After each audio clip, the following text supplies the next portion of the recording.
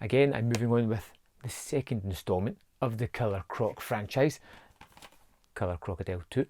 And this one came out a year after the original and was filmed, I think, around about the same time as the first one as well. And again, we're thrown right back in to the same kind of place where the first one was filmed, because at the end of that, we had an egg that was cracking open. We got to see another crocodile coming forth, and we were getting spewed forth back into this similar world again. And a similar kind of storyline, we have someone uncovering the fact that toxic waste is being dumped here. Again, I know it's getting a bit familiar here, and we have this reporter who is sent down to investigate what happens. Of course, there is another shady businessman, because if you remember correctly, in the last movie, he was eaten alive by the crocodile, and I won't spoil what happens to this one in this movie, but we have that shady businessman who is dumping that, making money, the usual kind of shenanigans, and we find the girl stranded, being hunted down by this crocodile, when in enters our hero from the first movie, a man so synonymous with heroics that I was so enamoured by his ability that I didn't actually take in his name, so I can't remember who it was, but he arrives yet again to meet up with old-timey Hunter, and we go back on the mission. Now, after seeing the first one and the shoddy kind of crocodile that we had and the kind of typical filmmaking that was going on, I was expecting much of the same thing.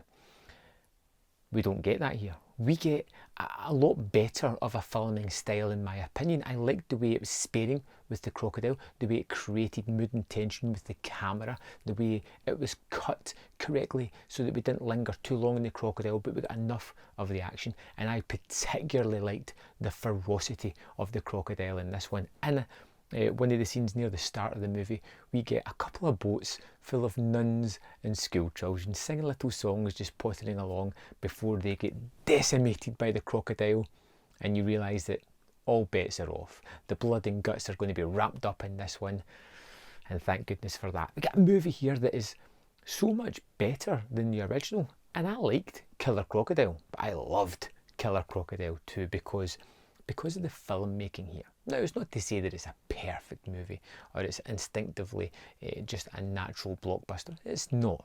It's still within that same framework of manage your expectations.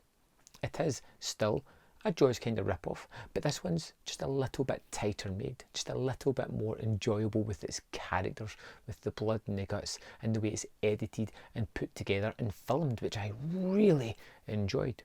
Now, the director of this one was the special effects makeup guy of the first one, and just kind of get threw in to the directing chair, and he does it with such fantastic ability that when I go back to this box set, when I go back to Killer Crocodile, I'm going to reach for the second one first. And they use some good effects to really pad out the action in this one. They have flashbacks to the original Killer Croc, and where that was a lot of build up before the action, they get to reuse that action in flashback sense to pad out the action in this one. And there is enough blood and guts of its own as well, but just adding that burst in from the original movie just gave it a little bit of a punch as well. I enjoyed all the characters, the ludicrous nature of some of the scenarios were fun. The kind of tropey way that it builds up the old hunter's relationship with the ex-eco-warrior. I don't really know what you call him, Mr. Hero of this movie. And particularly at the end, I just love the way he's riding the crocodile, almost like a rodeo rider, trying to take it down.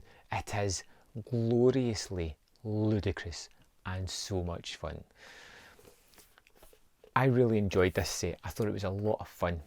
Like I said, I enjoyed Killer Crocodile. I loved Killer Crocodile 2.